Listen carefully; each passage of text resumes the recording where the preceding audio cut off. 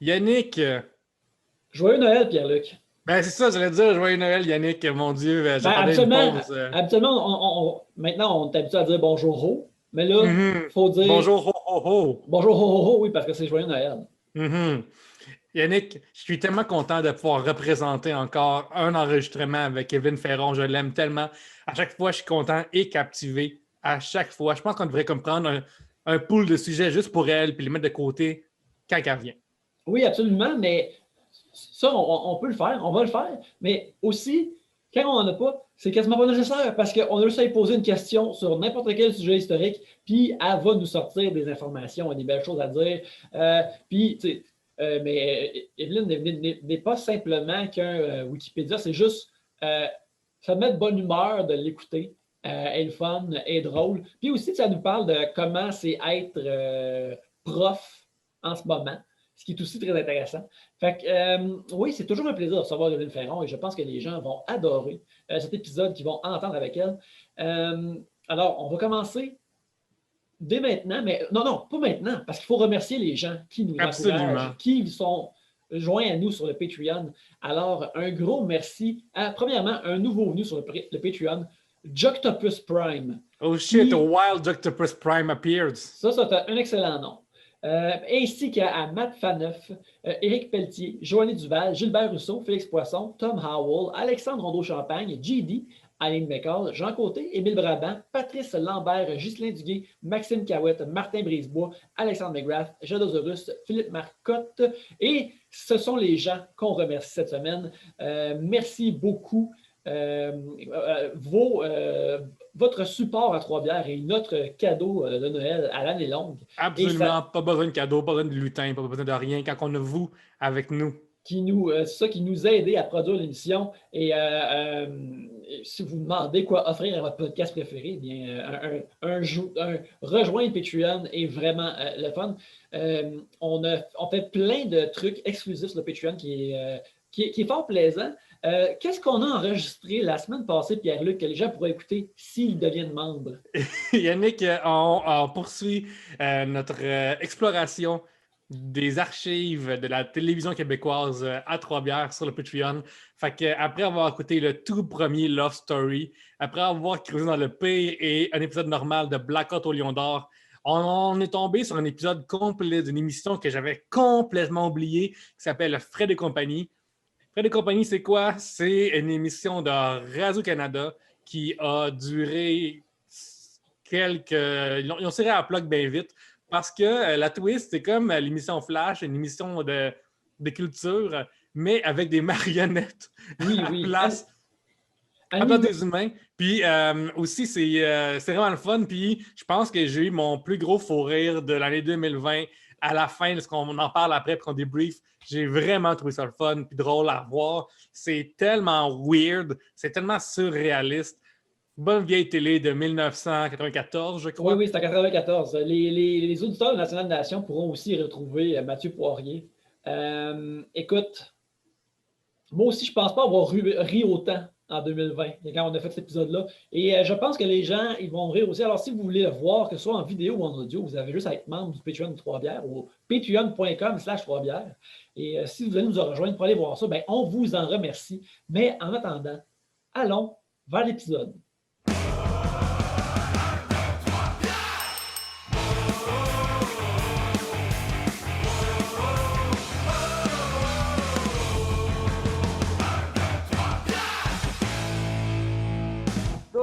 Bienvenue à Trois-Bières, l'émission où on parle des sujets que vous nous envoyez. Le temps de breuvage, le fonctionnement est bien simple. Premièrement, ici, dans ce sac, on a les sujets que vous nous avez envoyés et quand on en pige un, vous entendez ceci.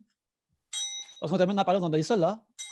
Et ça se passe plusieurs fois. Le temps de breuvage. Pour parler de vos sujets cette semaine, il y a moi-même, Yannick. Pierre-Luc. Gabrielle. Bonjour. Yeah! Yes. Hey, joyeux Noël, gang! Oui, joyeux Noël. Evelyne, en plus, ton décor est tout beau. Ta guirlande fit avec ton chandail qui fit avec tes cheveux, tu sais, un moment donné, là. Les deux guirlandes. C'est vrai, j'avais pas vu la bleue. Les 2 guirlandes. Oui. J'ai fait un décor exceptionnel. Je fais pas ça d'habitude, décorer mon bureau, mais quand tu enseignes à temps plein dans ce dit bureau et que tu veux que les étudiants de cégep restent motivés et aient envie d'ouvrir leur écran et de te voir, même au mois de décembre, et voilà, t'ajoutes des décorations. My God. Mais vous aviez même fait un party pyjama, non? J'ai vu ça passer. Oui, je cherchais au mois de novembre, là, quand ils ont réannoncé que là, on allait continuer à rester dans la situation actuelle pour les étudiants de cégep qui ne peuvent pas aller dans des cafés pour se concentrer. Puis, tu sais, des fois, ils sont plusieurs dans la même maison.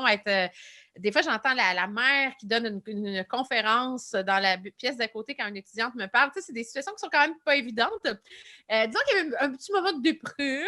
Puis novembre étant un mois sombre en général, j'avais prévu justement la 3e semaine de novembre que dans mon cours d'histoire, qui est 3 à 6. Donc, c'est le pire horaire en novembre, un cours de 3 à 6, si vous avez un souvenir de ça ou que vous vivez ça présentement. Donc, je m'étais dit, la dernière heure de mon cours d'histoire, au lieu de faire un atelier, on fait un party pyjama. Donc, on fait le cours en pyjama. De toute façon, on est tous chez nous, fait que c'est super facile. Puis, j'avais prévu avec Microsoft Teams d'utiliser le tableau collaboratif pour faire fais-moi un dessin, mais histoire pour la dernière heure avec un chocolat chaud et tout ça. Ça a bien marché, mais j'avoue que j'ai été bien agréablement surprise. Mes étudiants se sont dit, autant s'acheter tous le même pyjama. Donc, ils se sont donné le mot. Ils sont tous allés au Walmart et ils avaient tous le même pyjama quand ils sont apparus sur l'écran. Fait que j'avoue que le cœur de prof a été un petit peu ému.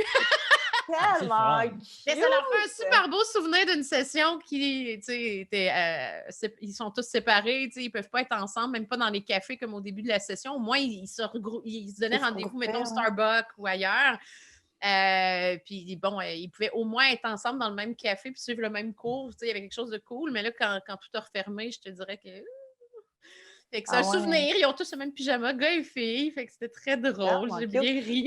Moi, mon plus vieux, il y avait une journée pyjama à l'école. Là, on enregistre un peu avant Noël, là, mais il y avait sa journée pyjama, c'est demain, dans le fond. Mais là, pas au moment où vous écoutez l'épisode, mais au moment où on enregistre, évidemment. Et lui, il était prêt à y aller aujourd'hui en pidge. Il était comme, maman, aujourd'hui, je me change pas, juste je me lève et je quitte pour l'école. Puis j'étais comme, ouais, non, c'est ça, c'est pas aujourd'hui. C'est pas ça, là. C'est pas ça. J'aurais dû le laisser aller. Il était trop hype du pyjama, c'est ça. Ouais, lui, il était trop content. Là. Puis il s'ennuie du confinement, finalement. C'est quoi? Il vit le confinement live avant tout le monde. Ah, mais lui, il s'ennuie d'être confiné, finalement, pour pouvoir passer sa journée en pyjama, parce que lui, comme tu l'as bien indiqué, va à l'école. Oui, lui, il est à l'école. Mes enfants ont plus de vie sociale que moi. C'est ça que j'ai réalisé cette semaine. T'sais. Mon plus jeune est à la garderie, mon plus vieux est à l'école. Il voit plus de monde que moi. Il parle à plus de monde que moi. Oh mon Dieu Seigneur, je suis jalouse. Mais je sais pas si ça vous fait ça des fois d'aller à l'épicerie ou au dépanneur en pitch ou peut-être pas habillé pour sortir de chez vous.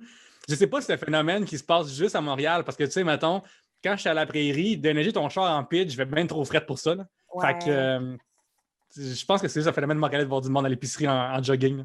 En jogging, c'est moi, là. Ouais. Non, en campagne, en jogging, c'est assez commun. Tu sais, à quincaillerie, que t'as pas, on est rare. Ouais, mais vous autres, c'est vrai être bien habillé, c'est la différence. Là. C'est genre que vous habillez propre pour aller à l'épicerie. Là. Mettre mes plus beaux jogging de campagne. Ouais, c'est mon jogging qui n'a pas de logo des Nordiques dessus. Ah, c'est celui des grands jours. J'ai jamais eu de jogging avec un logo d'équipe de hockey, ça c'est certain. Mais OK, Evelyne, mettons que ce serait un logo d'une équipe de hockey qui n'existe plus mais qui existait dans les années au début du siècle. C'est pas assez vieux pour toi, hein? C'est pas assez vieux. Mais écoute, un jogging avec peut-être les premiers bâtons de Hurley quand ça se jouait en Nouvelle-Écosse avant que ça devienne le hockey, ça, j'aurais peut-être été partie. Ben, regarde, s'il y a des gens dans la vie d'Evelyne qui cherchent à lui faire un cadeau, je pense que là, la suggestion est là. Un T-shirt ou des culottes sportives, mais la version antique d'une équipe de sport ou du sport en général. Là, ouais, c'est ça. Du Hurley ou des vieux... un jeu de balle Maya super violent. Là, genre, ouais, les jeux de balle Maya, c'était vraiment comme des espèces de gros... je pense des ballons de soccer de pierre. Je pense que Non, t'avais dans du la tête. caoutchouc. Ils connaissaient Caoutchouc, le ok. caoutchouc, oui, mais c'était très lourd. Puis Ouais. t'avais les espèces d'anneaux en pierre dans lesquels il fallait qu'ils visent avec leurs pieds et tout ça. Mais en même temps, tu sais, je veux dire, ils se battaient pour réussir à le faire, puis ça peut aller jusqu'à la mort. Tu sais, je veux dire, c'était cérémoniel. On te fait mourir en jouant à la balle chez les Mayas et les Aztèques aussi. Parce que si je ne me trompe pas, aussi, c'était comme un passage de classe aussi. Ça te peut-tu Ouais. que, genre, t'es un paysan, puis là, si tu gagnes la game, oups, tu level up dans la société. Là.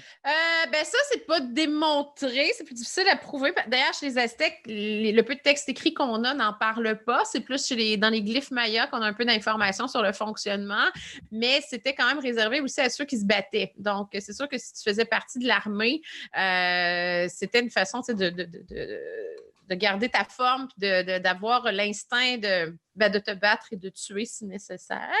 Il y avait un peu de ça, mais c'était toujours lié aussi avec le monde divin, que les dieux voient la puissance guerrière et tout ça, mais c'était pas des jeux de balles très doux. Non, puis j'ai visité les temples de Ekbalam au Mexique. Puis il y a vraiment encore ces terrains-là qui existent encore. Puis c'est vraiment surprenant parce que quand tu dis que les gens se lançaient comme si des ballons de caoutchouc à travers la tête, puis c'est pas genre des ballons chasseurs, là, que ça fait pointe puis au pire ça pince. Là. C'est vraiment comme des gros ballons de caoutchouc qui. C'est comme des grosses balles de golf, là, mettons. Comme des ballons médicinaux, là. Oui. Ça, c'est super lourd, c'est ça? Oui, mais encore plus lourd que ceux que tu utilises pour faire, mettons, tes abdos de côté. Là. Mais tu peux littéralement te briser le cou en recevant un sur la tête. Oh, mon Dieu. Oui. Puis personne là-dedans. Mais je pense que ça, c'est des endroits où est-ce que la royauté a commencé à, je veux dire le mot dégénérer, parce qu'ils ont comme commencé à se reproduire peut-être entre eux autres trop souvent, puis aussi à se squeezer le crâne avec des... Avec quoi? Les Mayas se squeezaient le crâne, effectivement, pour rappeler les pis de maïs. Oui, fait que c'est quoi qu'ils faisaient? Ils prenaient comme un genre de casque pour leur serrer? Deux planches de bois dès que le bébé est né pour que dans la période où le crâne continue de se former, ben, ça prenne une forme légèrement plus allongée. On voyait ça plus chez l'élite, c'est sûr. Est-ce que c'est ça les Olmecs dans les Cités d'Or? Ben, il y a peut-être un lien avec ça, quoique dans les Cités d'Or, ils ont plus envie de te montrer des extraterrestres. Mais bon, on pourrait avoir ce lien-là, mais effectivement, les Mayas en particulier, chez l'élite, chez l'aristocratie, allaient utiliser deux planches qu'ils allaient mettre autour de la tête du nourrisson pendant les premiers mois quand les os du crâne ne sont pas formés pour que la tête ait une forme un petit peu plus allongée pour rappeler les divinités associées à la culture du maïs. Donc, les pieds du maïs, qui était l'aliment de base chez les Mayas. Et donc, on faisait quelque chose comme ça. C'est assez particulier, là. Fait que là-bas, aujourd'hui, à une fille, hey, t'es belle comme un maïs, c'est comme un compliment. Là. À l'époque, ça aurait été un compliment. Aujourd'hui, je sais pas si tu dis ça à une fille, ce qu'elle va passer de toi, mais moi, je te verrais sur Tinder écrire « Hey, t'es belle comme un maïs ». J'aimerais ça que tu me montres le reste de la conversation, si reste de conversation il y a. Ouais, je comprends. Mais il n'y avait pas aussi un autre peuple, là, évidemment, j'oublie c'est qui, là, mais qui servait de la forme de la tête pour les différentes classes sociales. Fait que, tu sais, mettons comme ça, même si tu n'avais pas tes vêtements, par la forme de ta tête, ils pouvaient dire que tu appartenais à quelle caste. Je suis en train d'inventer quelque chose? Sûrement pas, mais j'essaie de voir à quelle société tu fais référence en disant ça, parce que tu en as quand même plusieurs, surtout quand on parle des différents clans, différentes tribus, même en Asie, à certaines époques, mais quand même assez anciennes, les coiffes qu'on portait ou effectivement la taille, la forme de la tête, si on intervenait un petit peu, parce que dans certaines campagnes chinoises, on le fait, entre autres. C'était des indicateurs, mais je te dirais que les coiffes ou ce qu'on met sur les cheveux ou même la coupe de cheveux peut-être un petit peu plus révélatrice de manière générale dans l'histoire. Là. Mais j'essaie de voir à laquelle tu pourrais faire référence pour la forme de la tête dans ce contexte. J'ai pas les détails. Je veux juste dire que quand j'ai fait mes cours prénataux, un des trucs que l'infirmière nous avait dit, c'était de ne pas modeler la tête de notre bébé avec nos mains. Et ça m'avait tellement dégueulé. J'étais comme, je ne veux pas croire qu'il y en a qui font ça avec leur bébé comme, oups, je vais juste leur modeler. Tu comprends? Ça m'a... Mais il faut qu'elle dise, c'est comme... Si elle le dit, c'est qu'il y a des gens qui le font. Mon corps est en train de clencher, Gabrielle, de t'entendre parler de ça. Il n'y a rien qui m'écœurait plus, moi, avec mes bébés, quand j'accrochais leur fontanelle. Le petit bout de tête mou que tu vois le cœur battre dedans, là, oh mon Dieu, il n'y a rien qui m'écœurait plus que ça. Yannick, j'aime ta face en ça. C'est tout ça. En tout cas, c'est. Prochaine fois qu'il prend un bébé naissant, il va essayer de voir. Je le pogne par les fesses. Je le pogne par les fesses et rien d'autre, ou par les pieds, ça va être ça. On dirait comme un piton soft de reset dessus, comme pour le resetter. Arc! Ah non!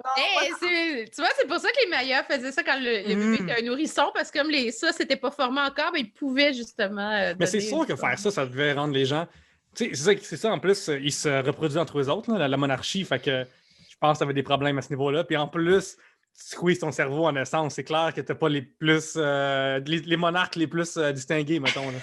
Mais chez les Mayas, c'est tellement varié. C'est des cités-États, hein, fait que c'est vraiment tous des micro-royaumes. Donc, tu sais, les traditions, justement, tu sais, des mariages plus, on va dire, co-sanguins, c'était pas partout non plus sur le grand territoire des cités-États mayas. Fait que, tu sais, ça variait aussi d'une cité à l'autre. Donc, je dirais les plus puissantes, celles où tu as eu les souverains qui étaient les plus badass, mais peut-être qu'il y avait tendance à moins se marier trop proche de leur famille. Ça se peut. On manque beaucoup d'informations là-dessus parce que même si les Mayas ont écrit, c'est pas. Ils ont écrit sur les successions royales, les liens avec le divin, mais certainement pas comment marchaient les mariages, malheureusement. Donc, ça, il faut interpréter plus qu'autre chose parce qu'on trouve dans les tombeaux des trucs comme ça. Tout ça, je pense que tu nous avais déjà raconté que justement, il y avait les conquistadors du monde qui ont visité ces peuples-là, qui ont détruit la plupart de ce qui serait cette documentation-là. Oui, parce que les Espagnols, entre autres, les Mayas, l'avantage, c'est que les glyphes sont beaucoup sur les murs. Donc, ça nous donne un avantage parce que les codex, donc, ils utilisaient en fait des feuilles qui étaient faites essentiellement avec des feuilles de maïs séchées pour donner un peu l'équivalent de ce qu'est un papyrus. Donc, ils écrivaient quand même beaucoup. Mais chez les Aztèques, effectivement, il nous reste très, très peu de codex aztèques. Ceux qui nous restent, d'ailleurs, ont été faits quand les Espagnols étaient sur place parce qu'ils voulaient avoir un témoignage un peu de leur histoire. Donc, ils ont demandé à ces Aztèques-là de faire le codex traditionnel. Ils sont dans des collections un petit peu partout dans le monde, entre autres en Allemagne. Mais oui, les Espagnols vont brûler, en fait, ces documents-là parce que souvent, il y a des représentations de sacrifices humains et ça les écœurait énormément, ou des représentations de divinités dans des positions sexuelles, je te dirais, assez révélatrices. Puis pour eux, à l'époque, ils ne comprenaient pas, en fait, le lien qu'eux faisaient entre sexualité et fertilité. Bon, on était vraiment dans la religion catholique, dans ce qu'elle avait de pire, je dirais. Et donc, on détruisait tout ça parce qu'on considérait que c'était l'œuvre du diable, puis on ne voulait pas que les Espagnols, les colons espagnols aient un contact avec ce genre d'image-là ou soient traumatisés, fait qu'on a tout brûlé. Donc, pour les Aztèques en particulier, c'est ce qui fait qu'il y a une partie de leur histoire qui nous échappe complètement parce que tout ça a été détruit. Les Mayas, l'avantage, c'est qu'ils ont beaucoup gravé dans la pierre, donc on a un peu plus d'informations. Voilà. Là, moi, je change de sujet complètement là, depuis le début qu'on est là, qu'on parle des Mayas et tout, mais là, on est Noël. Et Evelyne, à chaque année, tu as une demande pour moi qui est de te partager mon cornichon de Noël. Oh, j'ai oublié d'amener ma tequila. Mais, c'est vrai!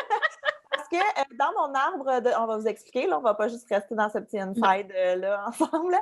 Mais dans mon arbre de Noël, une de mes décorations, c'est un cornichon de Noël qui a vraiment été fait pour décorer un sapin. Donc, il est vraiment là, il est doré, il est brillant, il est super beau, il est en vitre. Il est très brillant, le tien, oui. Il est magnifique. C'est une de mes plus belles décorations, je dirais. Et je n'ai jamais compris pourquoi. Moi, je l'ai juste acheté parce que je trouvais ça très drôle d'avoir un pickle de Noël, mais il semblerait qu'il y a une tradition derrière tout ça, puis j'aimerais ça que tu nous expliques un peu d'où ça vient, le pickle de Noël. Je pensais que c'est toi qui allais nous expliquer là. J'ai vérifié, mais ça fait partie de ce que j'en ai compris des traditions allemandes. Les Allemands qui avaient différents symboles, parce qu'il y a beaucoup de nos traditions de Noël qui, d'une façon ou d'une autre, nous viennent des Allemands. Mais quand j'avais vérifié, parce que c'est ça, sur Instagram, j'ai vu l'année passée ton cornichon, j'ai fait « the fuck? Qu'est-ce que cette chose? » Un cornichon de Noël. Et voilà, j'ai fouillé, j'ai réalisé que c'était vrai. Que beaucoup de gens avaient des cornichons. Et en fait, il y a de mes amis qui ont des cornichons. Je n'étais pas au courant. Ce n'est pas une tradition familiale. Mais si vous avez des cornichons de Noël, c'est que d'une façon ou d'une autre, dans votre histoire familiale de décoration, vous avez emprunté donc des symboles des Allemands. Parce que le cornichon, c'est un symbole aussi de préservation. Parce que ça se on le dit, le pickle, dans le fond, c'est qu'on peut le mariner, on peut le garder en conserve. Donc, c'est un symbole comme quoi l'agriculture, la nourriture va revenir après le solstice d'hiver. Donc, ça, c'est un des symboles que j'avais trouvé. Il y en a probablement d'autres dont je ne me rappelle pas pour le fameux cornichon de Noël, mais c'est ce qui explique des fois qu'on ait des décorations comme ça qui sont un peu particulières. Mais donc, de ce que je me rappelle bien, par contre, c'est que c'est allemand. Ça, c'est une tradition allemande. Mais Audrey Rousseau me disait que la tradition, c'est que quand tu as un pickle de Noël, il faut que tu le caches dans ton sapin. Ah, ça, je savais pas. Et le soir du réveillon, tout le monde le cherche dans le sapin et la personne qui le trouve est la première à pouvoir déballer un cadeau. Mais ça, je ne sais pas si c'est vrai ou si ça vient juste de Gatineau dans la famille d'Audrey. Ça peut aussi venir de Gatineau. J'en ai aucune idée. Parce que la tradition de donner des cadeaux, c'est pas lié, ne serait-ce même qu'à Noël même ou aux décorations. Fait que c'est sûr que ça. Je voulais te le dire que c'est pas lié à Gatineau. Je suis comme voilà. Mais ça se peut que la personne qui trouve le cornichon, parce que c'est vert, j'avoue que c'est bien dissimulé dans le feuillage, donc il y a quelque chose de logique là-dedans. Là. Mais je vais t'avouer que la Yamachichoise d'origine que je suis ne connaissait pas le cornichon. Ça vient de où donner des cadeaux pour Noël? Ça vient où de Noël? On s'en très large. C'est ça. Jésus, qu'est-ce que tu connais pas? C'est la fête de Jésus. Jésus qui est né probablement en septembre, je pense. En mars ou en avril. Ouais. Puis s'il est né, Regarde, excuse-moi, je suis dans le champ, OK? Mais autant que décembre. Rendu là, c'est pas aussi... Je suis level dans le champ, mais je sais pas si c'est pire par rapport à Noël en général. Là.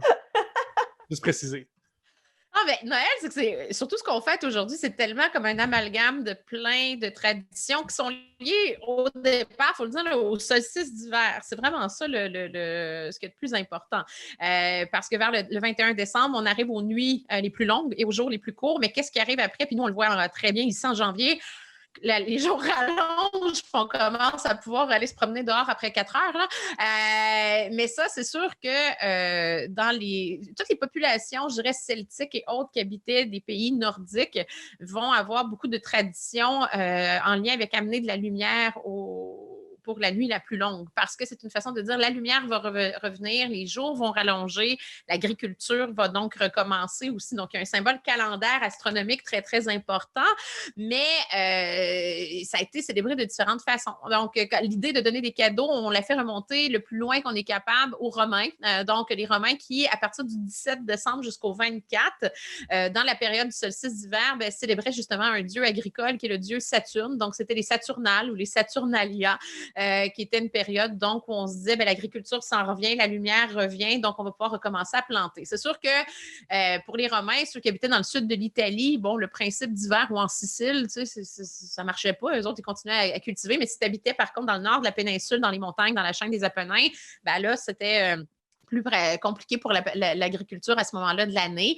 Donc, les Romains, pendant les Saturnales, qu'est-ce qu'ils faisaient? Ils arrêtaient tout. C'est vraiment là qu'est née l'idée que tout ce qui n'est pas commerce essentiel fermait. Donc, on gardait ouvert peut-être les boulangeries et les petits marchés pour que les gens puissent quand même aller chercher des denrées, mais généralement, on faisait les provisions avant. Et ce sont les Romains qui avaient cette idée de mettre justement du sapinage ou de la verdure aux fenêtres parce que ça le dit en anglais, du sapin ou autre, on appelle ça des evergreens parce que c'est toujours vert. Donc, c'est cette idée que la nature ne meurt pas pendant la période hivernale, elle est toujours vivante. C'est de là que vient le symbole du sapinage ou du moins de tout ce qui est En plus, c'est les Romains qui ont eu, je m'excuse, mais c'est les Romains en plus qui ont eu un fuck avec Jésus. Fait que, tu sais, tout est relié. Les autres, ils ne pensaient pas à Jésus quand ils ont fait les Saturnales. C'était beaucoup plus vieux, en fait, avant même que lui arrive quelque part dans notre univers entre -7 et -4, quelque part là-dedans, donc même pas en l'an 0. Et donc, les Romains, ce qu'ils faisaient pendant la période des Saturnales, c'est que non seulement tout était fermé, mais c'était des banquets, on célébrait, et c'était le moment où non seulement on se donnait des petits cadeaux, souvent, en fait, on appelle ça des étrennes, donc des petits gâteaux sucrés au miel ou des choses comme ça, pour dire justement que le côté doux de la nature va revenir. Il y a un peu ce symbole-là qui est derrière. Mais on va aussi des fois s'offrir des chandelles parce que c'est l'idée en cire d'abeille, c'est l'idée d'apporter la lumière, de garder la lumière parce que, les jours vont rallonger. Et c'est un magnifique cadeau d'hôtesse, on va se le dire. Des chandelles, toujours. Ça, avec du savon à main, toujours gagnant. Ouais, ça, puis des bulles pour le bain, tout ça. Ah oui, des bulles pour le bain. Mais maintenant que dans un jardin... je suis preneuse, pareil. Non, mais maintenant que dans un jardin n'existe plus, là, c'est ça. Ils existent encore. Ils ont été... oui, ils ont été rachetés par le groupe Marie-Claire.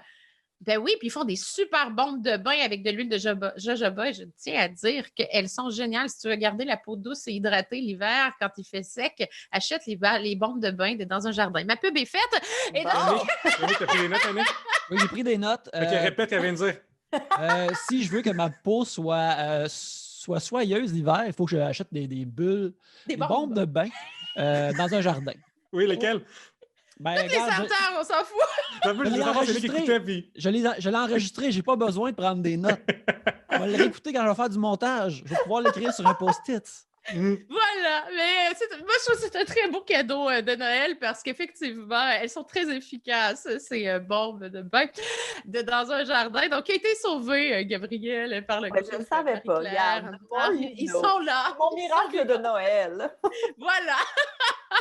Mais la chose intéressante avec les Saturnales romaines, c'est qu'il y avait au moins une journée pendant cette période-là où les esclaves ne travaillaient pas et souvent, c'est les maîtres qui servaient le repas aux esclaves. C'était une façon de montrer que pendant cette période-là, au moins, il n'y avait pas de classe sociale, que tous étaient égaux. Donc, l'idée aussi communautaire, c'est très rare chez les Romains d'ailleurs de faire ça. Et c'était le moment de l'année où les maîtres donnaient des vêtements neufs aux esclaves aussi, donc pour s'assurer qu'ils soient bien habillés, tout ça. Donc, le principe des cadeaux remonte, le principe de la lumière aussi, de la verdure, c'est déjà là, déjà dans les années 300 avant notre ère facilement. Là. Et donc, de ces symboles-là qui vont être repris par les gens qui vont habiter l'Empire romain. C'est des symboles qui vont être transmis aussi aux populations celtiques qui vont habiter en Écosse, en Irlande, en Angleterre, en Allemagne, donc la fameuse Germanie, où eux vont vivre le solstice d'hiver plus durement parce qu'un peu comme nous, ben là, c'est pas juste la lumière, c'est le froid qui arrive, c'est l'hiver. Donc là, il y a la question des feux de joie et tout ça qui vont être très importants, mais dans les endroits où justement la luminosité va baisser beaucoup, il va faire des fois plus noir que clair pendant le mois de décembre, eux vont avoir des créatures, par contre, qui s'attaquent aux enfants. Comme le Krampus. Krampus, qui va arriver, lui, plus à l'époque des saints, mais oui, il est un peu originaire de tout ça. Je pense à Bifana aussi, la sorcière chez les Italiens, qui a un peu le même principe que Krampus, ou le père Fouettard chez les Français, là, qui accompagne Saint-Nicolas. J'ai toujours pensé que c'était juste une très mauvaise traduction de Père Noël. Non, il accompagne Saint-Nicolas et non pas le Père Noël en France. OK, mais attends, là, c'est parce qu'il y a comme tellement de trucs, là, j'ai l'impression que ceux il y a beaucoup de spin-off à ce moment-là. Oui, on plein de tables ouvertes, là, comme à chaque fois que tu viens, tout le monde. Fait que là, je veux qu'on parle du Père Fouettard, de Krampus, puis de l'autre que tu as nommé. De Bifana. Bifana, ouais. J'écoute Pierre Lecan, t'essaies de me parler.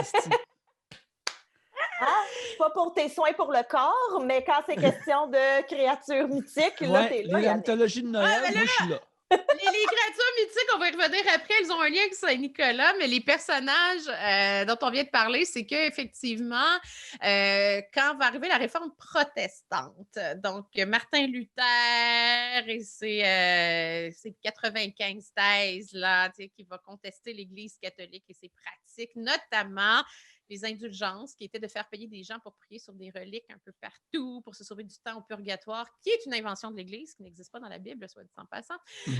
Donc, Martin Luther conteste tout ça, est excommunié, c'est le début de la religion protestante.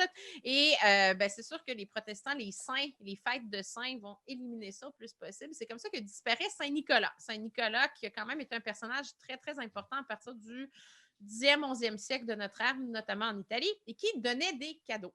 C'est ça, Saint-Nicolas, c'est le Père Noël. Il va devenir le Père Noël, il n'est pas encore. Non, mais c'est comme dans la lignée de... Là. Il va être l'inspiration du Père Noël, justement à cause de la réforme protestante. Donc, Saint-Nicolas, ça fait le 6 décembre. Oui? Juste, Nicolas, avant, c'était un dude qui s'appelle Nicolas. Il donne des cadeaux à du monde. Montre, oh my God, c'est bien gentil. Voici ta carte de saint officiel. On te canonise. Genre, ouais, il est canonisé de même. Nicolas de Myre aurait vécu au 4e siècle, donc quand l'Église commençait à peine à avoir le droit d'exister après les réformes de Constantin et qu'on va permettre en fait à toutes les religions d'exister dans l'Empire romain, que les églises vont pousser un peu partout. On est du côté de la Turquie. On a beaucoup de difficultés à connaître son histoire. On n'a pas d'archives de lui. La seule chose qu'on peut identifié, c'est qu'il aurait participé au concile de Nicée qui visait à régler certains débats au sein des différentes écoles de pensée de l'Église. Là. Mais bon, il meurt et il est associé de plus en plus on va avancer dans le Moyen Âge, à des miracles, notamment de ressusciter des enfants qui avaient été démembrés par un aubergiste qui voulait les servir en repas. Il va sauver des prostituées. Oui, c'est un peu comme les contes d'Anderson ou des frères Grimm. À l'origine, c'est très sombre. C'est Saint-Nicolas. Oui, il y a du pouvoir. Et il est associé à l'enfance pour cette raison-là, le protecteur des enfants, mais aussi le protecteur des navigateurs. Il est associé C'est un peu comme la DPJ avant l'heure. Quand je vous dis de créatures, c'est là que c'est un peu dur à suivre, mais c'est ça pareil, c'est que si on va en Hollande, en Allemagne et dans les pays du Nord, on avait des créatures de l'eau qui mangeaient les enfants qu'on appelait la Nyx. Nicolas, Nyx, ça se ressemble beaucoup. Alors, on pense qu'au Moyen Âge, l'Église catholique, pour détourner les gens des pays du Nord de ces croyances en des créatures imaginaires, ils ont fusionné en fait ces créatures qui attaquaient les enfants, ils en ont fait un protecteur des enfants qui est devenu Saint-Nicolas. Voilà comment on peut dire qu'au 9e, 11e siècle, il arrive dans l'histoire, mais dans l'histoire des saints, au point où on va voler ses supposés ossements en Turquie, on va les amener en Italie, parce qu'en fait, il y a une basilique de Saint-Nicolas avec les supposées reliques de Saint-Nicolas en Italie. Et donc, ça crée toute une histoire, cette affaire-là. Mais Saint-Nicolas, d'après la légende des catholiques qu'on va mettre en place, non seulement il protège les enfants, mais il aurait hérité d'une fortune quand il était orphelin, parce que ses parents sont morts quand il était jeune, puis il donnait beaucoup, il était généreux. Donc, pour protéger des jeunes filles de la prostitution, il donnait la dot à leur père pour être sûr qu'ils ne les vendent pas comme prostituées. Donc, c'est de là que vient l'idée que le 6 décembre, qui serait la date de sa mort, Saint-Nicolas donne des cadeaux. Et arrive à la Réforme protestante au 16e siècle avec Martin Luther, on abandonne ça. Et les gens n'aiment pas l'idée parce qu'ils aimaient que Saint-Nicolas donne des cadeaux, mais l'Église disait, vous récompensez aussi ce qui n'est pas moral chez les enfants si vous donnez des cadeaux le 6 décembre. C'est ce qui fait qu'en France, en Italie, en Allemagne, arrivent des personnages qui représentent le côté sombre des enfants, donc quand ils ne font pas des bonnes choses, donc Krampus, Bufana, le père Fouettard, qui vont laisser du charbon plutôt que des cadeaux si les enfants ne sont pas fins, qui pourraient donner une petite taloche aux enfants s'ils ne sont pas fins à une époque. Hey, Krampus, il a l'air de pouvoir les dévorer. Là. Il est épeurant, ce personnage-là. Et le but, c'est ça. C'est que les enfants, un peu comme notre mythe du bonhomme 7 heures qui venait de Bone Settler, que les enfants aient peur et se comportent bien. Donc, s'ils se comportaient bien, c'est Saint-Nicolas qui allait leur laisser des cadeaux et non pas le père Fouettard ou Krampus qui allait laisser du charbon ou qui allait leur donner une volée. C'est de là que viennent ces personnages-là. Après la Réforme protestante et en Hollande, on aimait tellement Saint-Nicolas, malgré l'importance de la Réforme protestante, qu'on n'a pas voulu le faire disparaître. On l'appelait en néerlandais Sinterklaas, Saint-Nicolas, Sinterklaas, c'est de là que vient Santa Claus. Et que là, quand les Néerlandais vont fonder New Amsterdam, qui va devenir New York, on va semer les racines de ce qui va devenir Santa Claus comme Père Noël et qu'on va enlever toute connotation religieuse au personnage. Et là, ça va prendre du galon. Et en faire l'inventeur du Coca-Cola. Que Coca-Cola invente le Père Noël. Oui, effectivement. Mais où on va pour s'assurer que toutes les confessions religieuses aux États-Unis veulent célébrer en même temps une fête pour laquelle l'Église dit Jésus est né le 24 décembre. En fait, on va s'assurer que tout le monde puisse fêter malgré ses visions. Et c'est ce qui fait qu'à la fin du 19e siècle, on va commencer à avoir des contes de Washington Irving. C'est lui qui avait écrit le conte de Sleepy Hollow, si vous connaissez au minimum le film. Et vous allez avoir Clement. Sleepy Hollow, c'est un film de Noël. Non. OK, j'étais comme, OK, c'est pas moi qui ai rien compris. Washington Irving est l'auteur du conte de La légende de Sleepy Hollow, qui est un film qu'on connaît avec Johnny Depp. Okay. Il a écrit à la fin du 19e siècle un conte de Noël avec Saint-Nicolas, Santa Claus plutôt, où on commence à enlever le côté religieux et tournant fin 19e, tournant 20e siècle, arrive le conte de la nuit après Noël qui va être très populaire, où là, on a vraiment Santa Claus avec un gros bedon, un manteau de fourrure. Il n'y a plus de symbole. Oubliez la mitre d'évêque, tout ça de Saint-Nicolas, ça a tout sauté. Il fume la pipe. Il a l'air d'un petit gnome. Puis, il arrive avec des reines sur les toits, puis il laisse des cadeaux. Ça a cristallisé l'image que Coca-Cola va reprendre après ça dans sa publicité. Donc, pour vous aider, voilà un peu comment on en est venu à avoir un Père Noël, parce que là, nous, au Québec, on était sous le régime britannique. Et donc, les Britanniques, eux, Santa Claus n'aimaient pas trop le terme, donc ils vont l'appeler Father Christmas. Et c'est comme ça que nous, on va finir par le franciser en Père Noël. Et comment ça que Father Christmas, ça peut coller?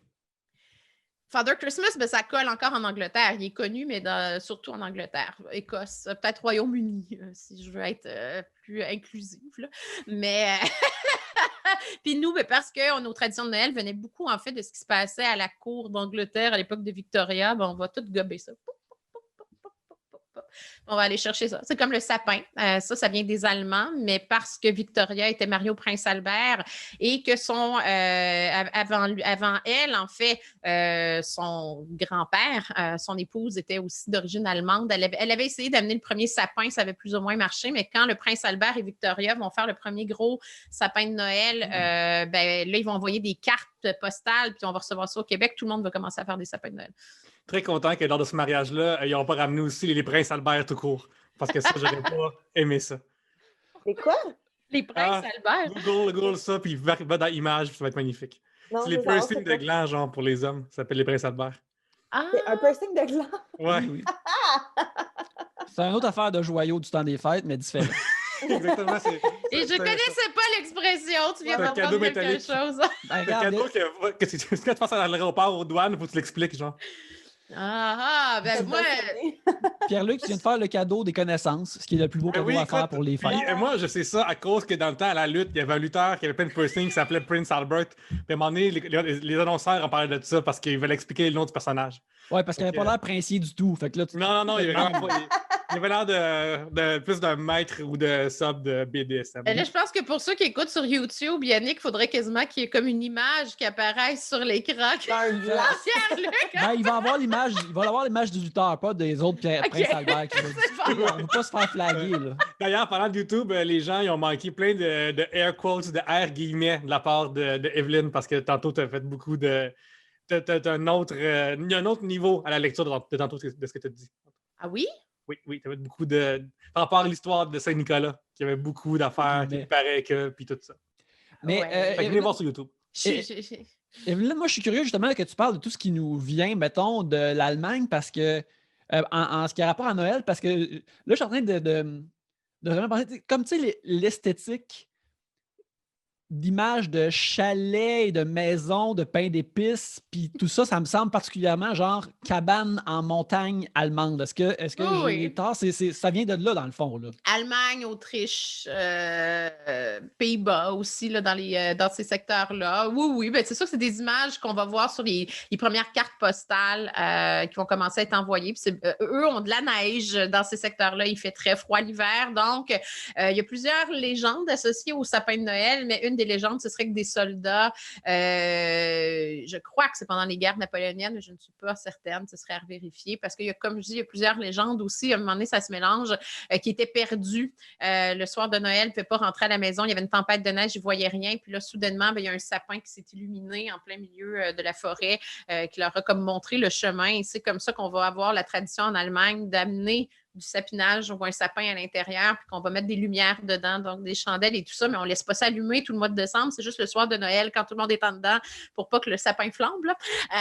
Mais l'idée serait venue de là, donc d'accrocher graduellement des petits papiers brillants ou des miroirs aussi pour que ça reflète davantage. Donc, ce serait les Allemands là, qui auraient développé plus cette tradition-là. Puis comme je disais, par le fait que les princes allemands vont beaucoup se marier dans les grandes familles monarchiques, notamment la famille anglaise. La tradition, ils vont apporter la tradition avec eux aussi. Mais c'est sûr que rendu au 19e siècle, il y a beaucoup de cartes de Noël. Les Britanniques font les premières cartes de vœux, souvent un peu quétaines, avec des petits enfants rondelets là, qui ont l'air de faire des choses des fois un peu louches tellement le dessin est bizarre. Mais c'est sûr que les Allemands vont aussi faire des cartes de vœux. Et effectivement, l'idée du chalet, comme tu appelles, avec la petite cheminée cachée en forêt, avec des sapins enneigés, c'est pas l'Angleterre qui envoie ça. C'est beaucoup l'Autriche et l'Allemagne là, qui sont responsables de ces décors-là. Mais parce qu'on va associer le sapin beaucoup à l'hiver, on va en venir graduellement à voir Noël comme étant quelque chose qui est associé à la neige, même s'il y a plein de pays, en fait, qui célébraient Noël déjà il y a longtemps, qui n'avaient pas de neige l'hiver, là, je veux dire, mais qui célébraient quand même le solstice le 21 décembre, avant que l'Église décide que ce serait le 24. Mais c'est d'ailleurs aussi, je pense, les Allemands aussi qui ont inventé récemment, genre, la tradition de mettre des épines en lumière LCD dans le sapin, là. Tu sais, dans Ah, les, ils sont bien capables, je sais ouais. pas. Rappelez-vous, genre en 2009-2010, genre les catalogues au labé, je sais pas trop, genre, tous les sapins artificiels, il y avait genre dedans des branches qui flashaient de couleurs puis tout, là. Puis c'est fini ce mode-là, je pense. Il y a tout le monde qui a ça chez eux. Ils ont tout leur mode de l'époque, puis ils ont leur t-shirt Brice de Nice à côté, puis c'était pas Bon, tu es capable de faire le lien entre l'époque de Brice de Nice avec l'époque des Lumières d'Elle. C'est... ouais, je pense que c'est cette époque-là. Mais chapeau! Écoute, celui qui a raison me lancera le premier bracelet Livestrong, c'est tout. Écoute, Pierre-Luc, si t'as tort, je te casse. Oh shit! Très fort, Yannick. Tout était plus simple quand on pouvait se casser. Ouais! On peut crier casser quand quelque chose arrive. Quand on pouvait crier... La première semaine que c'était drôle, crier casser, là, comme Brice de Nice le faisait, là, je pense qu'on n'a jamais été heureux de même. Tout était descendant, tout était sur une pente descendante après ça. Ça fait longtemps que j'ai pas vu ça. Est-ce que c'est ça le problème, Evelyne. Ça fait longtemps qu'on est plus heureux. Ouais. Je suis sûre que tu peux acheter le DVD dans une station-service proche de chez toi. Oui, sûrement, parce que comme ça, je ne l'ai pas vu passer sur aucune plateforme de streaming. Moi, je me souviens juste quand ses pieds, c'était 2 pouces, finalement. En tout cas. Là, j'ai un meilleur souvenir d'OSS 117 qui arrive après. Là. Je les ai jamais vus, mais j'ai toujours été curieux de les voir parce que je trouve qu'ils look tellement en genre de Sean Connery. Ouais, je te vois aussi des sourcils, Evelyne. Non, mais OSS 117, le premier, j'avoue que j'avais bien ri. J'avais été étonnée, en fait, de ce film. Mais en plus, il look tellement en genre de Sean Connery de l'époque, mais maintenant que c'est... C'est un Sean Connery à la Brice de Nice. Donc, il y a des boulons qui manquent, contrairement au James Bond de Sean Connery. Mettons qu'on n'est pas dans le même niveau d'être... pas le même niveau intellectuel et d'intelligence, on va dire ça comme ça. Non, il y a peut-être un peu de charme, Jean Dujardin là-dedans, mais ça s'arrête pas mal. Ben, ça un choix parfait, fait pour beaucoup. Là. Parlant d'intelligence, justement, avez-vous vu Brice de Nice 2? Je sais qu'il n'est pas en tournage, il est fini? Non, je sais pas, je l'ai pas vu. J'avais cru voir qu'il allait le tourner, mais je pensais pas qu'il existait déjà. Mais Evelyne, parlant de Noël et tradition, je sais qu'en Hollande, j'ai vu des vidéos et des photos de ça, de monde qu'on pourrait croire en blackface dans les rues. Et parce qu'eux représentent, je pense, des gens qui ont passé une cheminée dans le fond, parce qu'ils sont tous noirs, recouverts de...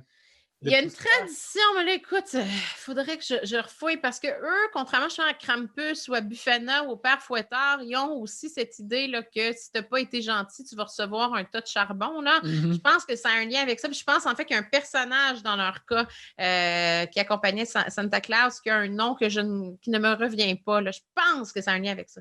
Ouais. Parce que je suis curieux. Quand j'ai vu ça passer à un moment donné, genre Joyeux Noël avec du monde en blanc. Je me oh, crime, OK. Ça a l'air... Ça date d'avant le blackface, puis surtout que, tu sais, en Hollande, je pense pas qu'il devait avoir tant de... C'est une tradition théâtrale de cette affaire-là. Il y a beaucoup de commerce d'esclaves, les Hollandais, par exemple. Dans le commerce, ils ont été très forts, là, mais est-ce qu'ils en ont ramené tant que ça aux Pays-Bas? Non, pas nécessairement, mais ils étaient très bons pour les transporter. Mais non, ça a un lien vraiment avec l'idée que quand t'es pas fin à Noël, tu reçois du charbon, là. Mais tu sais, c'est comme le passage de Saint-Nicolas dans la cheminée qui a commencé à apparaître au Moyen-Âge avant même qu'on parle là, du Père Noël ou quoi que ce soit. Beaucoup qui y voyaient un symbole de fertilité comme on le voyait dans le passé chez les sociétés celtiques qui, eux, baisaient le 21 décembre. Ils faisaient des gros feux de joie, puis ça s'envoyait en l'air dans des orgies en Écosse, en Irlande, pour mélanger, en fait, les liquides, les fluides masculins et féminins au sol pour que la nature redonne. Donc, il y a cette idée peut-être que le fait que Saint-Nicolas en vienne à un moment donné à passer par la cheminée, ça a comme été une façon de détourner de l'Église catholique quand même le symbole de fertilité qui venait avec... c'est comme, faites pas ça parce que vous allez vous faire déranger par Saint-Nicolas. Saint-Nicolas passe dans la cheminée, donc voilà, c'est un symbole de... Va vous rendre fourré en buvant du lait, c'est magnifique, mangeant des biscuits, c'est vraiment nice. Ces coutumes-là, bien sûr, maintenant, nous semblent ridicules, mais à l'époque, même si tu trouvais ça ridicule, tu pouvais pas être la personne comme, ben là, je veux que le printemps revienne, fait que, il faut qu'on aille faire ça dehors. Je veux fourrer le 21. C'est ça! Il fallait que ça fasse ton devoir de citoyen, finalement. C'est ça, tu fais ton devoir de citoyen. Non, mais tu sais, t'assumes aussi, mettons, mettons que c'était un luxe de pouvoir chauffer ta maison pour être bien, là, une journée dans l'hiver ou, mettons, t'es comme, OK, ben, aujourd'hui, on fait ça, là. Ben là, on a chauffé la maison, Pas le choix. faut pas aller dehors. On va pas faire ça en dedans vu qu'on a chauffé. Non, il faut qu'on soit dehors pour que ça marche comme tabarnak. Non, mais même si on ne connaît pas bien les druides en particulier dans les populations celtiques, là, c'est ça qui est drôle dans Astérix parce que il est très sympathique. Ouais, dans Astérix, là, Panoramix, dans le fond, il est juste un mixologue. Mais C'est ça. pour de vrai, les druides en faisaient plus. Ben oui, non, écoute, puis c'était sombre ce qu'ils faisaient, les trucs de magie et tout ça. Fait que c'était souvent dans des cérémonies présidées par des druides qui avaient des couples qui faisaient de l'accouplement rituel pendant le solstice ou les équinoxes. Donc, tu sais, dans Astérix, on vous a pas montré ça. Panoramix, regarde pas n'importe quel des personnages. Moi, je pense que Brad Pitt est de bonne humeur, c'est pas pour rien. Et pas de bonne humeur souvent, je trouve. Non, en effet. Sauf dans le mauvais avec le devin. Là, être de bonne humeur pendant un C'est certain temps. vrai. OK, c'est lequel votre Astérix préféré dans les dessins animés? Moi, c'est les travaux. Les 12 travaux, hein? Ouais. Moi, c'est la surprise de César. Ouais, avec les coups de menhir? Non, ça, c'est le devin, les coups de menhir. Oui, c'est le devin. La surprise de César, c'est quand Falbala se fait enlever parce que, sachez que c'est le film avait gagné un prix pour une des plus belles représentations à l'époque de la ville de Rome antique. C'est quand même pas pire. Puis c'était comme, il y a une certaine... Je me rappelle quand il est sorti, moi, quand j'étais plus jeune, c'était comme le premier nouveau Astérix depuis longtemps, depuis Astérix chez Cléopâtre, puis justement les 12 travaux, puis Astérix et les Gaulois. On le voyait visuellement qu'il y avait une petite coche de plus. Là. Oui, puis la chanson thème aussi était pas mal kékasse à l'époque. Celle avec Classique Bertrand, hein? Oui. Astérix est là. Ouais, c'est ça. Oui. Non, il était aussi, c'était aussi comme surprenant de voir pendant longtemps, semi-longtemps, un personnage féminin à l'écran dans Astérix. Oui! Tu voyais aussi que c'était une madame de cartooniste là, qui est comme, oh, enfin, je suis une belle madame, est-ce que je suis content?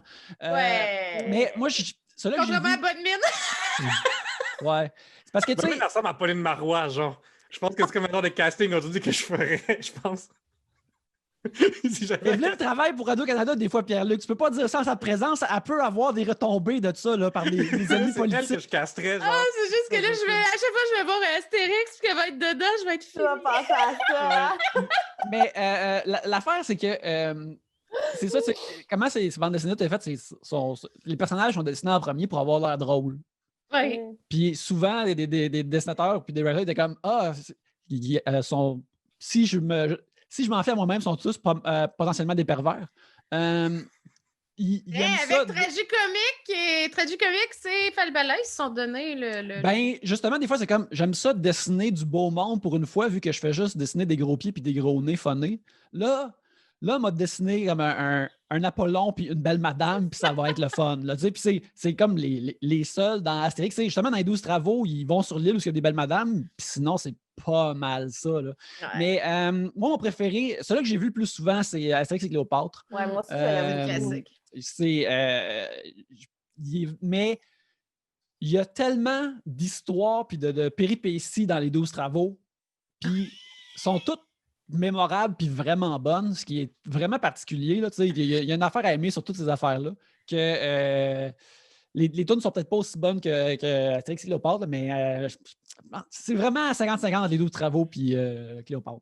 Moi, Caius Pupus, il n'y a rien de plus fun que d'imiter sa démarche. De même. Je sais qu'en balado, là, c'est pas très hot, mais si vous êtes sur la vidéo, là... c'est vraiment écœurant. Non, ben c'est ça. Mais il y a tellement de choses qu'Astérix a scrappé, par contre, pour l'histoire romaine, malheureusement. Je révise des fois même des manuels pour des maisons d'édition pour le secondaire. Puis, l'image de l'armée romaine, là, ils ont un peu figé ça alors que c'était pas si près de la réalité que ça. Fait que là, tout le monde représente en fait la tunique rouge qui est une couleur super dure à obtenir à l'époque puis qui est trop visible sur les champs de bataille. Fait que c'est sûrement pas la couleur classique de toute la Légion. Mais comme dans Astérix, justement, et la surprise de César, Astérix n'aurait jamais pu être légionnaire. Des gens partant, tu as une erreur parce que c'est seulement les citoyens romains qui peuvent être dans les légions. Les gens des autres territoires de l'Empire étaient dans les troupes auxiliaires, puis ils gardaient leur équipement, puis ils gardaient leur façon de combattre, puis tout ça. Puis tu sais, l'idée que je vais tuer ça pour vous, là, mais l'idée qu'Obélix livre des menhirs, là, come on est rendu à l'époque de Jules César. Les menhirs, ça s'arrête après Stonehenge dans les années 2400-2300 avant Jésus-Christ. Là. C'est 2000 ans qu'il n'y a plus de livreurs de menhirs dans ces Et puis territoires. surtout, à quel point tu as besoin de menhirs dans la vie? Un coup que tu en as commandé un, là, puis tout le monde au village en a un. Obélix, il ne marche pas non plus. Puis, ce qui est dommage, c'est qu'ils font en sorte que Jules César dit qu'il est empereur, puis on l'appelle empereur alors qu'il n'a jamais été empereur. Fait que là, quand tu as des gens qui se sont éduqués avec Astérix et tu donnes comme moi des cours d'histoire romaine, là, ils sont comme, de quoi Jules César n'a pas été empereur? Ben oui, dans Astérix, il est empereur. Puis là, je suis comme... C'est quoi le terme qu'on devrait utiliser, Evelyne? Ben en fait, il était dictateur. Perpétuité, je pense qu'il avait dit. Ben, quand il l'a eu à perpétuité, il s'est fait tuer. Fait que finalement, il n'a pas vraiment exercé. Mais il n'a jamais été donc empereur. Celui qui a réussi à mettre en place le régime impérial, ben, c'est son petit-neveu là, qui est Octave qui va réussir lui à le faire. Mais c'est ça. Fait qu'Astérix est venu ponctuer des fois des choses qui sont un petit peu particulière. Tu sais, comme j'aime beaucoup la surprise de César aussi parce qu'il y a un clin d'œil qui est fait aux Britanniques que j'ai toujours trouvé très drôle parce que là, ils sont dans la Légion. Puis ils mangent. Puis il y a comme une espèce de Marseillais qui est comme le cuisinier. Puis là, ils mangent l'espèce de ploté. Puis tout le monde est comme arc, c'est pas mangeable, c'est dégueulasse. C'était le Britannique qui est comme delicious, splendid. Fait que là, c'est comme une façon pour les Français de dire que les Britanniques mangent de la pas de goût. Mais il y a des clins d'œil le fun dans Astérix, par exemple. Oui. Moi, une de mes jokes préférées, c'est pas une joke, mais un clin d'œil, là, c'est un moment donné, t'as tout comme Jules César qui est là avec les Romains, là, qui sont les dirigeants et tout. Puis Brutus, il niaise avec le couteau. Puis là, un moment donné, Jules César, il fait « Brutus, arrête de jouer avec ce couteau. » Puis t'es comme « Oh, on va finir par blesser quelqu'un. Oui, c'est ça. Si vous voulez me faire un cadeau un jour, il existe des porte-couteaux maintenant où tu as Jules César puis tu as tous les couteaux dans son dos. Ça, j'aime. Oui, j'ai vu passer. Ouais. J'y songe. J'aimerais bien en avoir un. J'hésite, mais je me dis quand le monde va rentrer dans ma cuisine, c'est comme un peu trash, là, mais de son point de vue, de ce stabbing-là, c'est quoi un poignardage-là en français? Oui, il s'est fait poignarder à plusieurs reprises. De son point de vue, Brutus, il était comme quand même justifié dans le sens de ce que je comprends, c'est que Crème, il était tout le temps là, il était le premier, il était... Peux-tu m'en parler plus un peu de cette histoire-là? Ben, on est dans... C'est parce que là, tu as plein d'histoires qui arrivent en même temps. C'est que Jules César était conscient, mais il y avait des gens avant lui qui avaient déjà voulu démontrer que la République, le système politique qui évitait une monarchie pour gérer Rome et l'Empire, était bonne pour gérer Rome puis l'Italie, qui était déjà un gros morceau, mais pas quand il y avait des décisions rapides à prendre sur les frontières ailleurs, en Gaule, quand Jules César va faire la conquête des Gaules, ou tu sais, qu'on pense à des territoires comme l'Espagne ou tout ça, où on avait des provinces, ou en Grèce. C'était très difficile quand tu as toujours deux consuls qui doivent débattre, qui font, etc. Ça prenait trop de temps. Donc, ça faisait un petit bout de temps déjà avant Jules César qu'il y a des gens qui avaient réalisé qu'un seul chef, pour surtout gérer ce qui est à l'extérieur de l'Italie, ce serait mieux. Donc, Brutus fait partie de ce qu'on appelle les optimates. Donc, ce sont ceux qui étaient pour préserver l'idéal de la République où tu as une collégialité des fonctions. Donc, toujours au moins 2 personnes par poste politique pour éviter la monarchie. Et César et Pompée et tous ces personnages étaient des populares, donc des Denis Coderre de la politique qui avaient compris qu'il faut s'appuyer sur le peuple pour avoir le pouvoir personnel. Ils étaient très bons là-dedans. Du pain et des jeux. Donnez un Colisée. Du spaghetti et des jeux dans le cas de Denis. Si je pense à Régis, donner un Colisée où il n'y aura pas d'équipe de hockey, mais ils vont être contents quand même.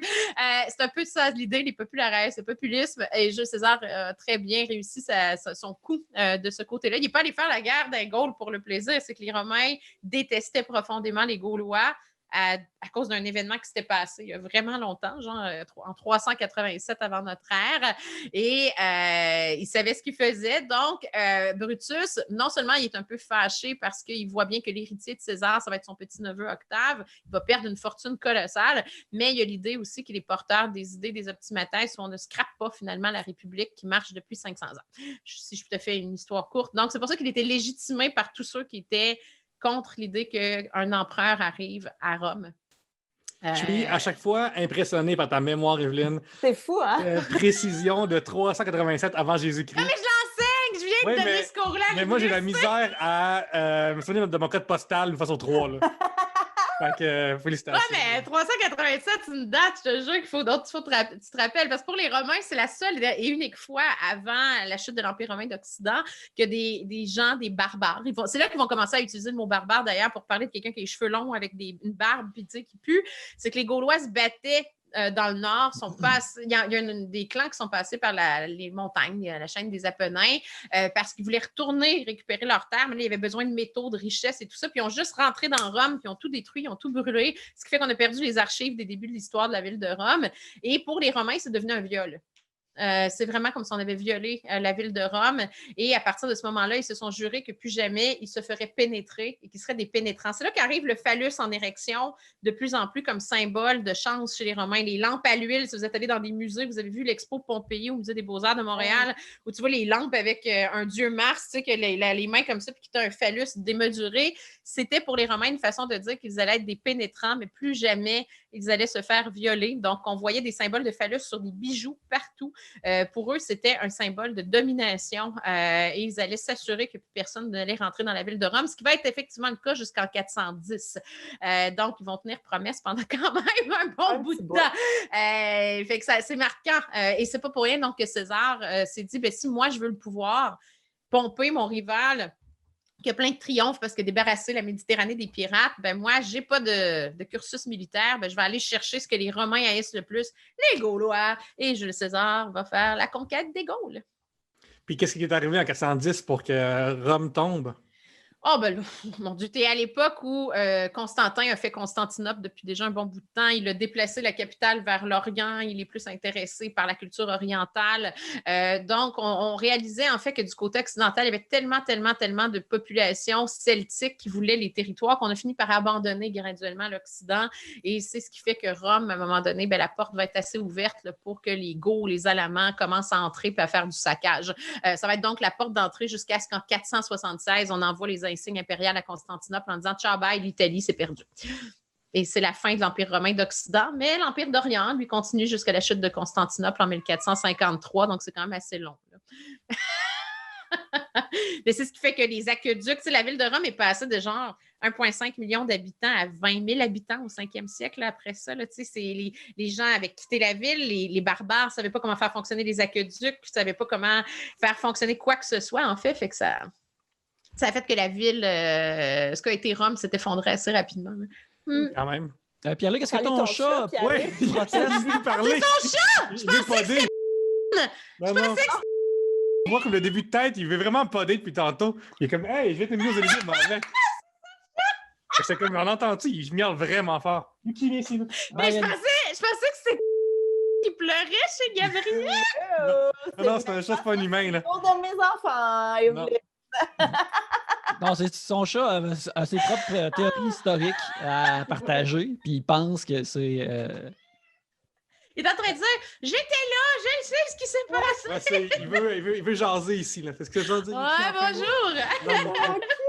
Hey, avant de terminer l'épisode, j'irai avec un seul petit sujet à savoir de Noël. En fait, c'est Jérémy Lambert qui nous a envoyé une question qu'on a souvent à Trois-Bières, qui est « Quel est votre guilty pleasure? Quel est votre plaisir coupable? » Mais moi, je veux juste en rajouter un petit peu plus là-dessus. C'est quoi votre plaisir coupable des fêtes ou de Noël? Des affaires que vous, peut-être, vous permettez plus pendant le temps des fêtes que vous, peut-être moins autrement, là. C'est qui passe en premier? N'importe qui, je pense. Je vais aller cette année de bord. Cette année, je l'ai dit ici. Moi, j'aime ça, gambler, mais je me retiens parce que c'est pas sain, c'est perdre de l'argent puis tout. Mais cette année, l'Auto-Québec a sorti un calendrier de l'Avent de gratteux. Fait que genre, à chaque jour, tu peux gratter un nouveau gratteux, puis tu accumules des petits logos, puis chaque matin, ça me rend vraiment heureux de pouvoir gratter mon calendrier de l'Avent. C'est tellement hot. Je trouve vraiment que c'est une bonne idée. Moi, c'est... Mais là, plus maintenant vraiment parce que j'ai des enfants, là, mais même, tu vois, en temps normal, même pendant les vacances de Noël, on envoyait toujours les enfants chez ma mère un 48 heures, tu sais, pour avoir du temps, juste nous deux et tout. Et c'était... S'assurer que le printemps revienne. Oui, c'est ça. mais puis même avant qu'on ait des enfants, on faisait toujours ça, Ellie et moi, c'était de se clencher une série télé en une journée. Mais tu sais, genre, t'écoutes là, pour vrai, comme 8 heures de télé. Là. Tu dînes devant la télé, tu soupes devant la télé. On ouvrait le divan, on sortait des doudous, on se commandait de la bouffe. On était, tu sais, à la fin de la journée, t'es comme, hey, je suis pas bien, il faut que je bouge. Je me sens dégueu, mais que c'était succulent à faire, là, comme vraiment des larves humaines. Là. Mais c'était sublime. Ça, c'était notre petit plaisir coupable du temps des fêtes. Absolument. Maintenant, ça serait devenu plus écouter 2 épisodes de quelque chose.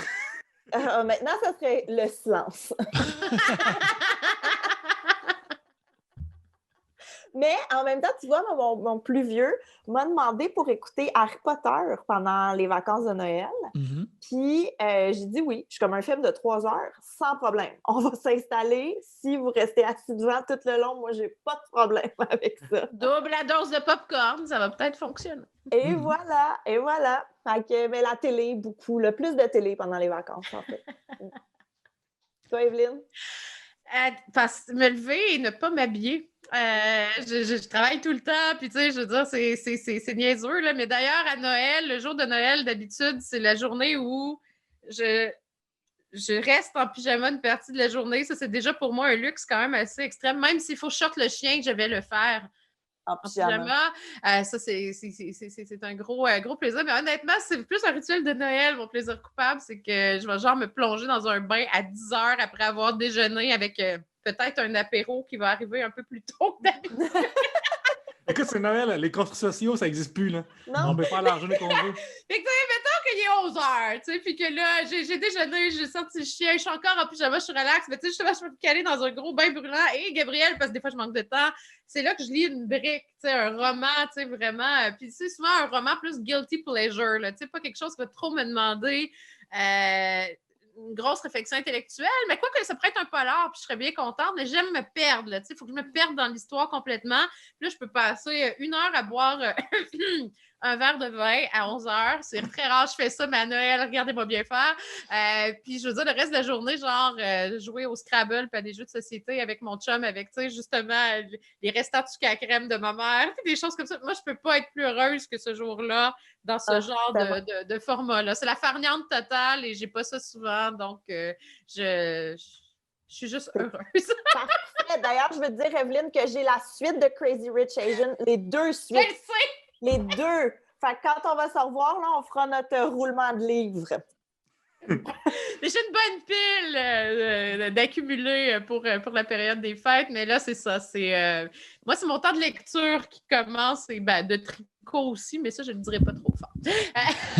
On ne juge pas, c'est un safe space 3 bières. Oui, absolument. Ça a l'air chill, tricoter. Pour de vrai, c'est comme un skill que j'aimerais avoir. En fait, je trouve que c'est un skill de tricot, de faire ses propres shit en général que j'ai pas assez. Genre faire ma propre bouffe, là, mais mettons, juste comme réparer ton linge ou des choses de même qui sont vraiment comme... tricoter, réparer son linge, c'est pas la même chose, hein? Oui, je sais, mais genre tout ce qui est rapport, mettons, être manuel plus davantage, là, de faire que je suis pas assez. Et les textiles. Mais d'ailleurs, Yannick, toi, je ne sais pas ton... Regarde, moi, ce que j'aime manger la bûche des fêtes de Vachon. Oui. On a amorcé notre 2e hier. Je te dirais... Contaminé, en fait! Contaminé ou... Est-ce que tu te sens contaminé quand tu mords dedans et t'es comme, c'est bon? En fait, c'est pas la Vachon qu'on a acheté. Mon chum, il a acheté celle à la crème glacée. Écoute... C'est le seul moment de l'année que tu peux avoir ces confiseries-là. Fait que moi, je pense que c'est correct. Mais me dire, quand tu commences ta 2e, c'est comme la magie opère moins, mais j'haïs pas ça non plus. Puis, sinon, tu as mentionné des polars, Evelyne. Ouais. Moi, je me rappelle quand j'étais jeune, beaucoup de ciné-cadeaux, mais après ciné-cadeaux, Radio-Québec passait toujours les mêmes adaptations british de Sherlock Holmes avec Jérémy Brett et d'Hercule Poirot avec Hercule Poirot. Oui, mais là, tu parles des oui, mais Hercule. Ça, c'est Radio-Canada que les Hercule Poirot avec David Suchet. Oui, mais. D'ailleurs, qui a été fait chevalier de l'Ordre britannique, c'est sûr. Pour service rendu, je veux dire, il a interprété Poirot. Hey, j'haïssais ça, pour de vrai, là. J'haïssais ça parce que. C'est tellement bon. Parce que Hercule Poirot, puis C'est comme, genre... il y a une locomotive au début, et quand la locomotive, puis Non, mais c'est vraiment que Hercule Poirot, à la fin, quand il y a un reveal de comme il explique pourquoi, lui, il a vu des shit que nous, on n'a pas vu. Puis je suis comme, Chris, ça fait chier tabarnak. Genre, moi, j'aime ça quand on a toutes les clés, puis genre, oh shit, on a enfin un serrurier qui est dans la maison, tu sais. Il est plus brillant que moi. Mais là, si j'ai pas d'informations, c'est normal que je peux pas compléter le puzzle, là. Mais t'étais plus un gars de Colombo, dans le fond. C'est ça que tu nous dis. Ben, Colombo, tu le vois au début, c'est qu'il le tueur. Fait que, tu sais, puis anyway, quand tu zappais à TVA, peu importe à qui il parlait, c'est le tueur, genre. Ouais, mais c'est ça qui était écœurant. J'ai écouté le premier Colombo récemment, là, puis les tueurs sont. Tu penses tout le temps, oui, les tueurs, c'est des mauvaises personnes, mais l'effort qu'ils font pour te dire comme cette personne-là est vraiment une mauvaise personne, puis t'as hâte de la voir se faire pogner, là. Mais bref, fait que pendant le temps des fêtes, j'aime ça, regarder regarder, voir ces émissions-là quand elles sont encore disponibles, ou juste un film qui est vaguement meurtre et mystère, comme mettons Knives Out l'année passée. Pour moi, il y a quelque chose comme de temps des fêtes, de « Ah, ça, c'est le moment de l'année de t'écouter. » Tu peux écouter Clou aussi. Il me semble que Clou est sûr. Oui, C'est Clou, il est revenu sur Netflix, je pense. En tout cas, mais bref, Clou aussi, c'est bon toute l'année, là, mais pendant le temps des fêtes, là, c'est... Tu sais que ma mère m'a trouvé le jeu original de Clou avec les pièces en métal. Nice. Société. Et il était tout neuf. Elle l'avait trouvé au Village des Valeurs quand elle l'a vu. Parce que j'ai toujours voulu le sien. Parce que moi, les nouveaux, je les aime pas. Moi, j'aime le vintage. Bien sûr, oui. Et j'ai vraiment le lead pipe et tout ça en métal. Je suis comme... Voilà. Je veux qu'on joue la prochaine fois qu'on se voit. J'aime tellement. Oh mon Dieu, que j'aime ça. J'ai le vrai, là, celui... il peut pas être plus vintage que ça. J'en suis très heureuse. Cette année, ben là, ça se joue pas à deux clous vraiment. Fait que d'habitude, le 24, on joue à ça chez mes parents, généralement. On sort le vieux clou et voilà. On rend mon chum complètement dingue à essayer de se battre, à savoir qui Moi, ma soeur, elle avait Clou des Simpsons. C'est pas la même... c'est pas le même genre. Non. C'est Mr. Burns qui est mort. C'était-tu genre des lieux des Simpsons, genre le Quickie Mart puis tout ça? Il me semble que oui. Puis, tu sais, toutes les armes du crime puis tout le kit, c'était genre le saxophone. Cool. Toutes des trucs de même. Puis d'ailleurs, une fois, je me suis vraiment fait avoir parce que dans mes cartes, j'avais le saxophone. Et comme Homer, je me suis mis à chanter saxomophone. Et là, tout le monde savait que j'avais saxophone dans mes cartes. Donc, voilà. Pas une grosse poker face. Non, vraiment pas.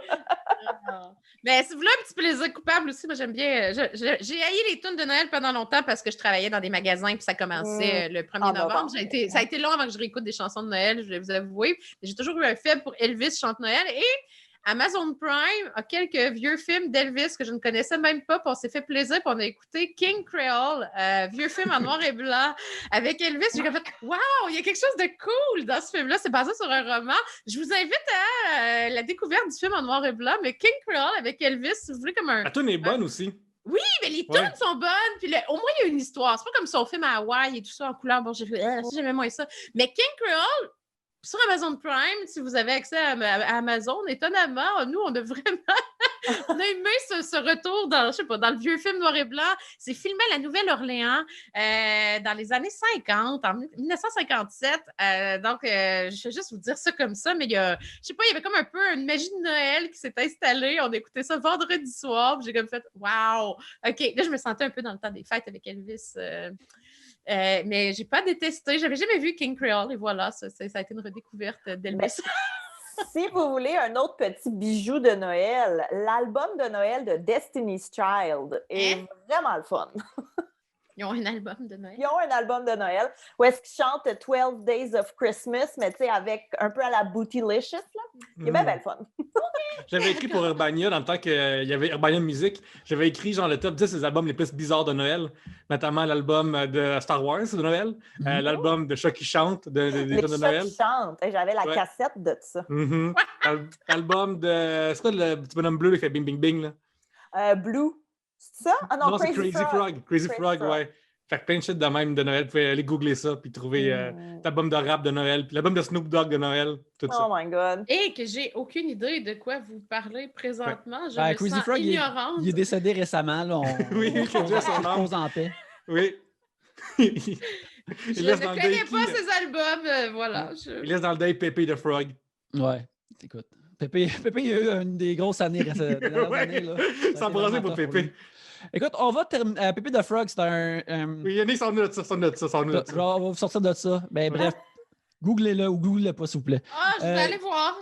Oui. C'est un personnage de bande dessinée vraiment wacky qui a été récupéré par le alt-right aux États-Unis. OK. Fait qu'il y a un documentaire qui s'appelle Feels Good Man qui parle du créateur de Pépé the Frog, qui est comme son combat de se réapproprier son personnage qui a été coopté par le monde de droite. Puis, en tout cas, fait que ouais, gros combat. Mais on est là pour finir en sourire en temps des fêtes. Yes, c'est Noël! Yeah! Chers amis, mettons que les gens qui écoutent ça pendant le temps des fêtes, ils veulent vous suivre, ils veulent voir ailleurs. Qu'est-ce que vous faites? Ils vous trouvent où? Donc, toi, Evelyne, ils te trouvent où? Ah, ben moi, vous me trouvez sur Facebook. Je suis très active pour vous mettre plein de... Là, je vais être dans les photos vintage des fêtes, des décors de Noël. S'il y a une tempête, je vais essayer de trouver des photos de tempête pas possibles du passé. Mais vous voulez voir des petits trucs d'histoire? Ma page Evelyne Ferron, historienne, sur Facebook. J'ai un compte d'actualité aussi qui reste actif parce qu'il y a toujours des découvertes archéologiques ou des trucs quand même dans le temps des fêtes, là, qui est historiophile, qui va avec mon compte Twitter. Vous pouvez m'entendre. En fait, là, je vais prendre une pause de Dessine-moi un dimanche pour 2 semaines pendant les fêtes, mais je serai avec Stéphane Bureau les mercredis pour 3 semaines. Donc, les mercredis de 10h à 11h sur la table scientifique où je parle des mystères de l'histoire et de l'archéologie avec Stéphane. Et je reviens à Dessine-moi un dimanche 10 janvier, donc pour la radio. Et très prochainement, de nouveaux épisodes de L'Incroyable Histoire, qui est mon balado jeunesse pour lequel tu as fait la couverture, Yannick. C'est de retour. On est en train de planifier nos nouveaux épisodes. Donc, ça va s'en venir au plus en 2021. On va pas me voir passer à la table de Kim Thuy, je pense, sur RTV en janvier, tournée en pleine pandémie. Alors qu'on était... c'est très drôle. Il y a des gens à une table et moi et Kim Thuy à un comptoir ailleurs. Il y a une distanciation sociale vraiment impressionnante pour une émission qui est tournée autour d'une table.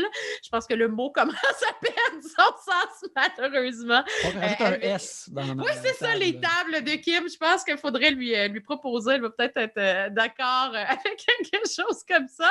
Fait que voilà, je pense que dans l'ensemble, ça fait pas mal le tour pour moi pour l'instant. D'accord. Gabrielle, on te trouve où? Écoute, mon balado, j'ai fait un humain qui est disponible, 5 épisodes sur Cube Radio, mais c'est aussi disponible sur toutes les plateformes sur lesquelles vous écoutez vos balados d'habitude. C'est beau, c'est le fun, c'est doux, c'est vraiment un projet dont je suis excessivement fière. Donc, allez l'écouter. Mettez-moi 5 étoiles au passage si ça vous tente.